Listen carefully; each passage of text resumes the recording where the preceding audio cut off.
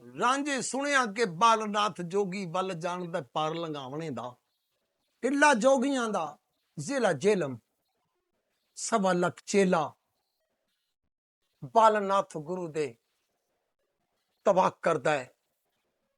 ਤੇ ਸਰਾਂਝੇ ਵੀ ਸੁਣਿਆ ਕਿ ਬਾਲਨਾਥ ਜੋਗੀ ਜਿਹੜਾ ਨਾ ਉਹ ਪਾਰ ਲੰਘਾ ਦਿੰਦਾ ਹੈ। ਤੇ ਫਕੀਰੀ ਉੱਥੋਂ ਲੈ ਕੇ ਅੱਗੇ ਵੀ ਬੜੇ ਫਕੀਰ ਹੋ ਕੇ ਚਲੇ ਗਏ। ਰਾਂਝਾ ਫਕੀਰ ਹੋਣ ਵਾਸਤੇ, ਜੋਗੀ ਬਣਨ ਵਾਸਤੇ ਬਾਲਨਾਥ ਦੇ ਦਾਇਰੇ ਵੱਲ ਟੁਰਿਆ, ਢਿੱਲਾ ਜੋਗੀਆਂ ਵੱਲ ਟੁਰਿਆ। ਬਾਲਨਾਥ ਦੇ ਦਾਇਰੇ ਜਾ ਰਾਂਝਾ ਕੁਲ ਥਾਂ ਮਕਾਨ ਵੱਲ ਨਜ਼ਰ ਕਰਦਾ, ਰੋੜੀ ਗੁੜੇ ਦੀ ਰੱਖ ਕੇ ਟੇਕ ਮੱਥਾ ਜਾਂ ਜੋਗੀਆਂ ਦੇ ਚਰਨ ਪੜਦਾ। ਕਈ ਸਬਦ ਸਫੈਦ ਤੇ ਸੋਸਣੀ ਸਨ, ਮਲਮਾ ਫੇਰਿਆ ਚਾਂਦੀ ਤੇ ਹੋਰ ਜਲਦਾ। ਪਰ ਵਾਰਿਸ ਸ਼ਾਹ ਵੀ ਫਕਰ ਦੇ ਨਾਮ ਤੋਂ ਜੀ ਜਾਨ ਸਦਕੜੇ ਚਾ ਕਰਦਾ।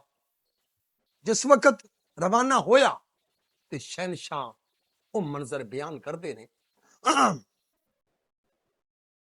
ਬੂਝੀ ਇਸ਼ਕ ਦੀ ਅੱਗ ਨੂੰ ਵਾ ਲੱਗੀ,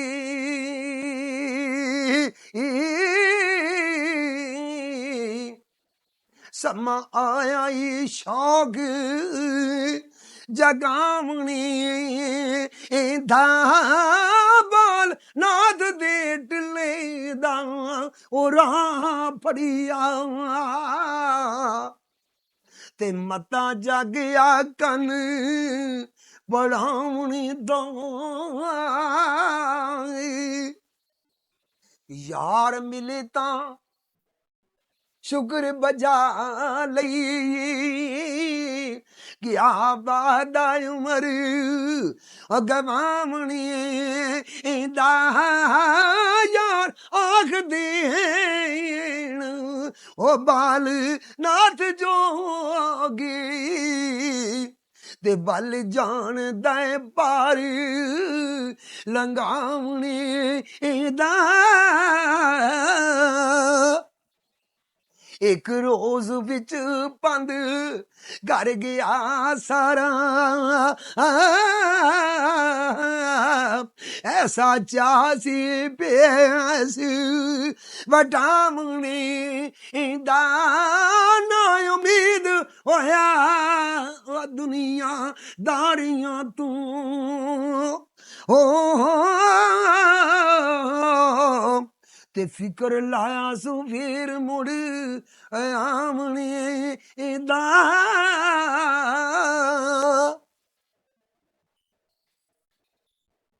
ਨਾਲੇ ਆਖਦਾ ਜੀ ਕਰਾਮਾ ਤੂੰ ਵੀ, ਨਾਲੇ ਆਖਦਾ ਗਮ ਬਣਾਵਣੀ ਦਾ, ਵੱਡੇ ਵੱਡੇ ਬਾਲ ਮਲਾਈਆਂ ਦੇ ਉਹ ਨਾਲ ਪਾਲੀ, ਵਕਤ ਆਇਆ ਸੂ ਰਗੜ ਮਨਾਵਣੀ ਦਾ।